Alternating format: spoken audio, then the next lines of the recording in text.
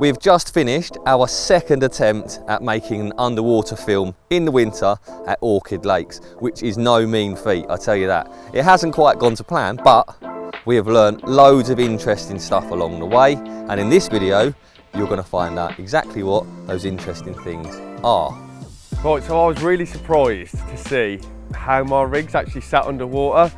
I mean, they didn't sit terribly, but I always envisaged that my rigs would sort of naturally fall beyond the ledge, but they don't. As it happens, on the majority of casts, and even when we were dropping with a bait boat on this session, my rigs sort of fall back, not tight against the lead core, but back behind the ledge. And that's something that I'm definitely going to take into account in future. Obviously, I've used those rigs for a very long time, caught loads of carp on them, so they obviously do work. But unfortunately, we've not had the opportunity to actually see a carp pick them up yet. But yeah, that was something that I found very interesting. And like I say, it's something that I will definitely take into account in the future.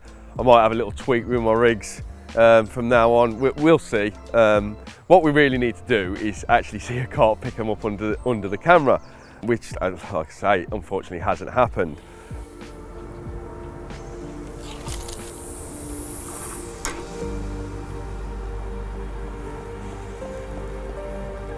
Perfect. Perfect. Good, good. That's what we like to hear. You know what though, Tom? What? Well, you'll have to come and have a look. Hang on. Right, so, of the 3 casts you've done, your rig has fallen backwards up your lead core every time.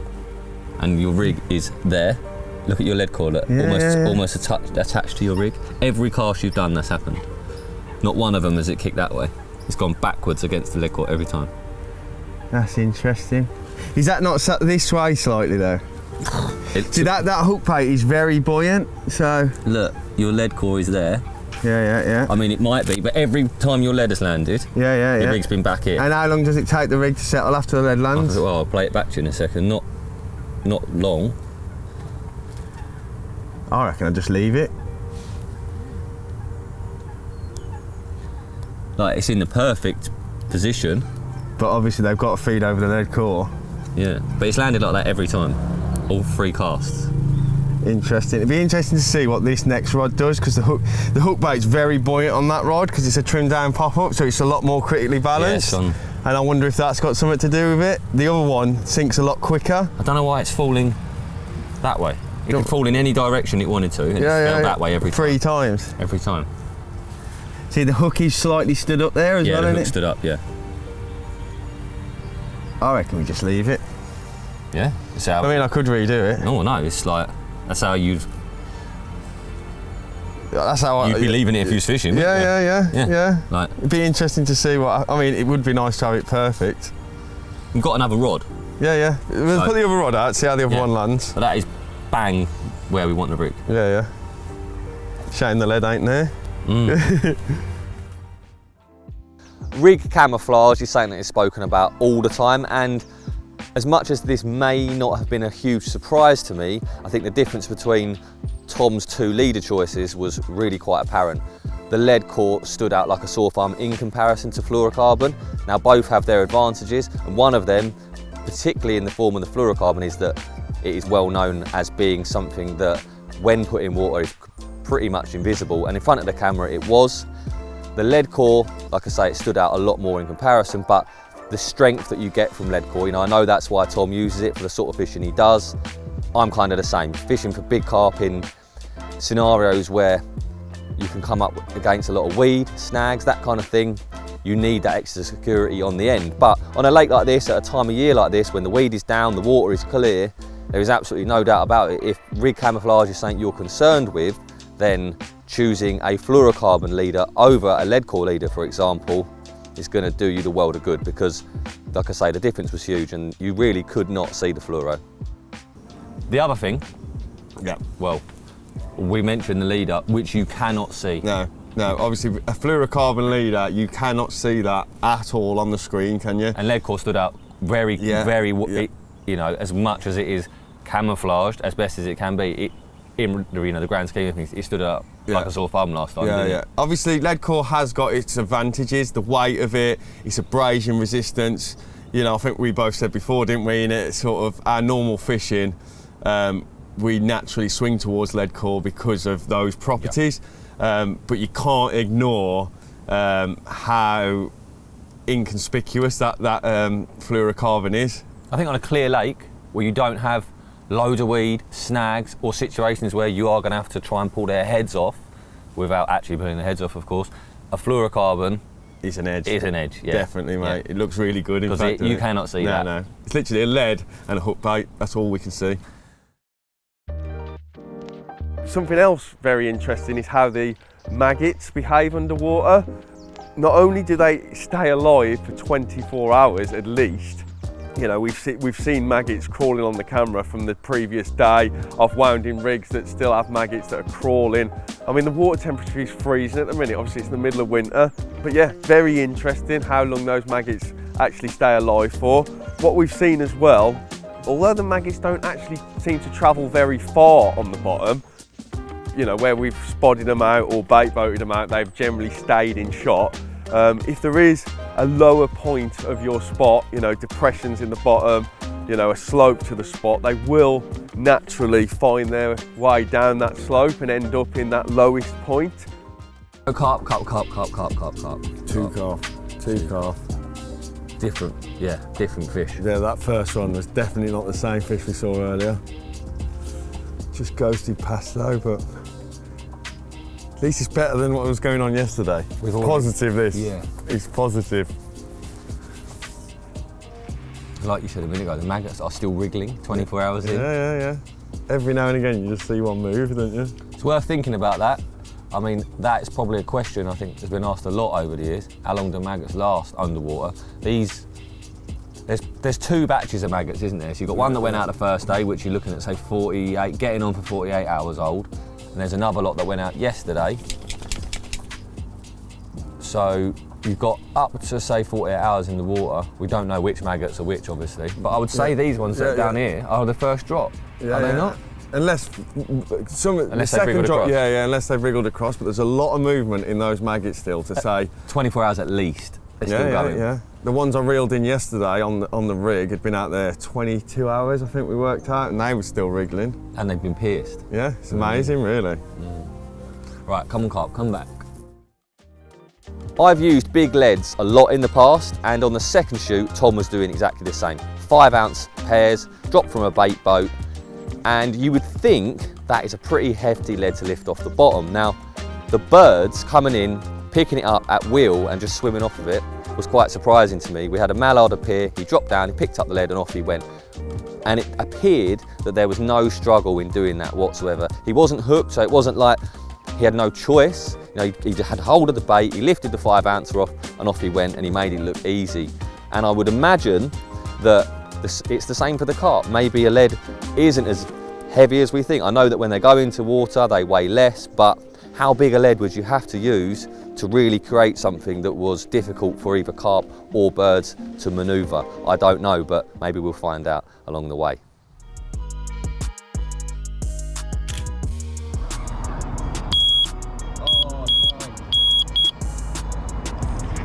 Bobbin's dropped, is he still there? Oh, he's just done it. He's done you, mate. He's done the rig, hang on. Bobbin's dropped. The choice. Yeah, look, come have a look. Time for a recast. He's just done your rig, mate. Oh shit.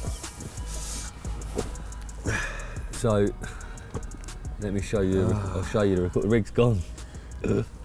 Has he gone under the line and just dragged it? Watch. Maybe this is why the spot's so clean? Nah, not a chance, mate. It's 8 times the size. Yeah, but you think, if you've got 20 of them mowing down kilos of bait, absolutely no all way. that wind flappage. Not having it. Oh. Off he goes with a rig. Picked up a 5-ounce lead, see you later. Redo it. Time for a recast. Well, we're going to redo it anyway, won't we? So now it seems like a good time. Something else that I found very interesting was obviously using the bait boat on this trip. The spot we are fishing is only 5.5 foot deep, and when we've been dropping with the bait boat, there is a crosswind left to right, and the bait has always fell off to the right of the rig. So that is something to take into account. Obviously, if the water was much deeper, that separation between where your rig actually lands and the bait is going to be much greater. As I say, it's probably only 5.5 foot deep, that spot, and it was noticeable that the rig was landing there, and the majority of the bait would land at least a foot to the right and then further on. Obviously, as the boat carries in the wind after you've dropped, you know, there's obviously a delay because the bait's a lot lighter than the lead. I mean, I guess many of us sort of know that anyway, but as I say, it was interesting how much that actually happens, you know, even on a relatively shallow spot. So yeah, in very deep water, like I say, that is definitely something to take into account, because you are going to get a very big spread on your bait, and it's likely that the majority of it is not going to land anywhere near the lead. Drop, it's gone. Oh my God, it's perfect! Ah, he's only done it. He's only done it. Yes. Oh my God. I think that was more luck than judgment, but we got it there. Is it good? Yeah, mate, come and have a look. Oh, it sounds great. Hang on a sec. For anyone that ever wondered why people use a bait boat, this is why. Because what we have just achieved there in one go. Oh my God, there's bait all over the camera and that. Crazy.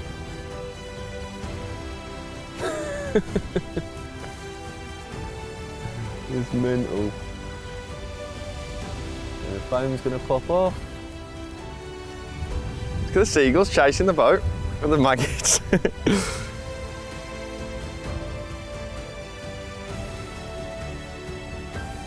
Heli-safe sitting dreadfully.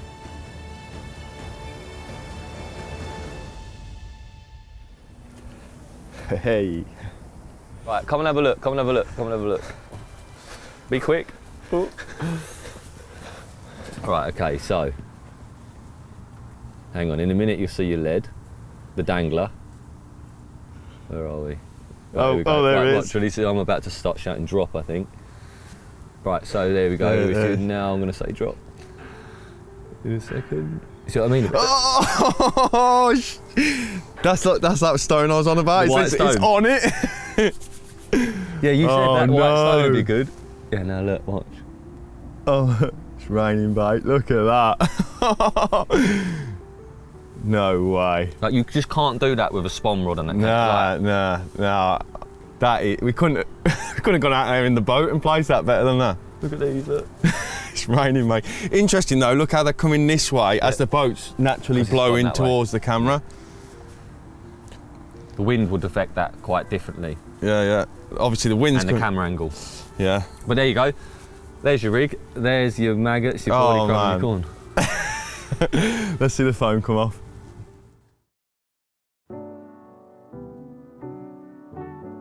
Throughout both shoots, it was apparent that the carp were willing to feed on the spots, even though it was only for a short period of time. But one thing that almost every single fish did, when they fed, it was on the edges of the spot. The first time around, it was off the edge of the gravel into the silt. Second time around, they seemed to drop down on the very edge of the gravel, near where the dirty ground was. We had fish appear quite close to the camera. On a few occasions, they looked like they wanted to feed, and they definitely knew there was food there, because at times, the bulk of the feed was directly in front of the camera. You could see them clock it, you could see them look at it, almost drop down and feed, and then for whatever reason, they would swim off. Maybe it's the carp in this lake, maybe they just over the years have been pressured on the gravel, I don't know, but that really surprised me. It wasn't something I thought I was going to see, but my conclusion over the two trips is certainly that the fish in this lake don't seem as happy eating in the main, the centre of that gravel patch, and the edges is where they prefer to do their feeding. Here we go, here we go, here we go, here we go. Right in front of the camera. Oh, he was so close. He's moved the rig, he's moved the rig. He was so close to dropping down centre of the spot then. But he's had a mouthful over here again. And that was him, wasn't it? Yeah, that was our friend. Yeah. He got a bit of a funny face, isn't he? Bang centre of spot.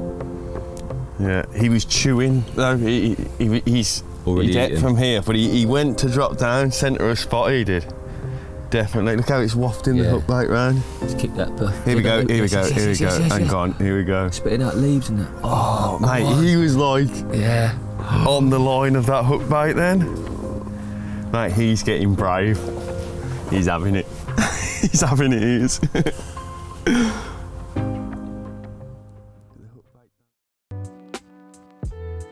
Now, we all know how important location is at any time of the year, but especially so in the winter. And these two shoots have proved that, you know, both times the carp have been grouped up in large numbers, and unfortunately they've just tended to be at the opposite end of the lake to where we are. Obviously, we have had a certain amount of fish traffic, and I can now see why they generally do these types of shoots in the warmer months, because the fish are more spread out and the chances of getting that traffic are a lot higher. But yeah, that is what makes doing this in the winter so difficult, because if you're not on that group of carp, you know, the chances of them coming past you are very slim. Right, so it's pretty windy today, and to be honest, it feels like quite good conditions to say it's the end of January. Good wind, it's about 11 degrees, hell of a lot milder than it has been in recent weeks. And to be honest, I really thought the carp might, you know, follow this wind and be up this end. When we got here yesterday, they definitely were. There were fish out to the right of us. But we've had the drone up today. We've not seen a lot in front of the camera today, and having the drone up, the majority of the fish are actually down the other end of the lake, back of the wind, in the sun. I suppose that must be the warmest, most comfortable area. You know, coming into this time of the year, they do tend to favour those sort of back of the wind, sunny spots, shall we say. But as I say, being such a mild wind, I really thought they might come down here, but there was a lot of angling pressure up this end of the lake yesterday. We had anglers up to our right, a lot of anglers opposite us. I mean, a few of them have gone now. So I think that may be the reason, to be honest, why the fish have gone down the other end. It's typical, really, because where they are now is not far away from where the camera was originally, but it is what it is. Hopefully, a few guys go down there, set up on them, and push them this way. I mean, to be honest, I'd love to be the guys going down there and setting up on them, because there is a lot down there, but we've got the camera in and we can only hope for the best. Oh, one thing to add to that as well, it's that windy. We've noticed a noticeable change in the clarity on the camera. Obviously, the wind is stirring up the water, I expect, and yeah, that is definitely having an effect on the clarity of the water, but fingers crossed they decide to move and come our way. That's all I can say.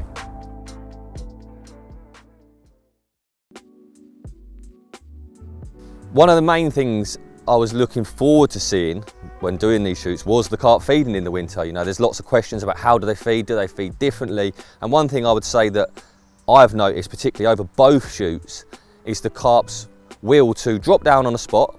They would almost appear in front of the screen out of nowhere. They would drop down and feed straight away, right themselves, swim off, and then never come back. And that really surprised me. I always think that half the battle is getting the carp to see the bait.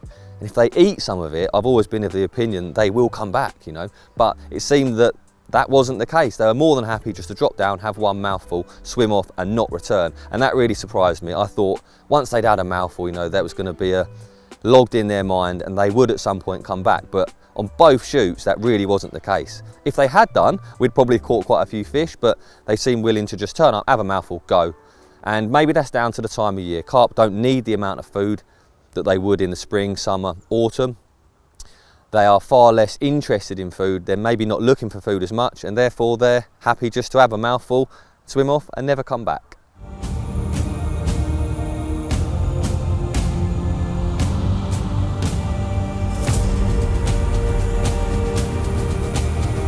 Several carp. Oh my God. Look, a massive shoal of them. Oh! Another load has landed. 5 carp, right by the rig. Oh my God. How has this happened? 5, 6 carp just turned All up turned at once. up at once. What the hell? Oh my God. And now they're swimming off again.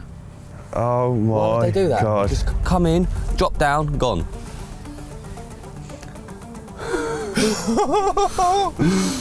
However, it is, what is the time, right? It's That time again, it was just after 12 the other day. Yesterday was a different day, it was cold. But that Carp. first day. Is that a carp? Was that the edge of the cloud? What is that? Black in the corner. Edge of the cloud? He was close to the rig. Yeah, mate, yeah. That is what you get on these sort of slightly higher stocked lakes. Yeah, yeah. You get groups of fish. Yeah, that was a pod. a pod of carp, like a pack. Oh my God. First one was smaller, wasn't he? Yeah. Look at that. 1, 2, 3. So that's interesting. That group of carp that just came in, 3 of them, like watching this footage back now, 3 of the group all dropped down and fed, but all 3 have fed on the outer edge of the spot where we know it's a lot siltier. I mean, that's no coincidence, that is. There's obviously, you know, they obviously favour that side of the spot for whatever reason. But, you know, the bait went off this gravel last night, so they have obviously fed on the gravel too. And, you know, as far as I'm aware, there shouldn't be much bait in that silt. All the spoms this morning went very accurate, so they must just be literally feeding on the odd scraps that are, you know, just over this sort of gravel ridge that you can see in shot. But yeah, we just got to encourage them over the hill as such. On the first shoot, I had a liner off a bird. I can't remember if it was a mallard or a grebe now, thinking back, but I had a bird go through the line, and it gave me what, you know, I would say was a savage liner. It pulled the bobbin all the way to the top, held it there for a second, and then it dropped down back to the exact position that it was in before. Now, in a normal fishing situation, I'd have been tempted to leave that, but obviously as we had the rigs in front of the camera, we actually noticed that had actually pulled the lead across the gravel spot, and it was now off the spot. So it was actually surprising at how easy that bird managed to move the lead. So that is something I would definitely take into account in the future when fishing these hard gravel spots. You know, just be careful, because savage liners, whether it be from fish, birds, whatever, it does have the potential to move your rig.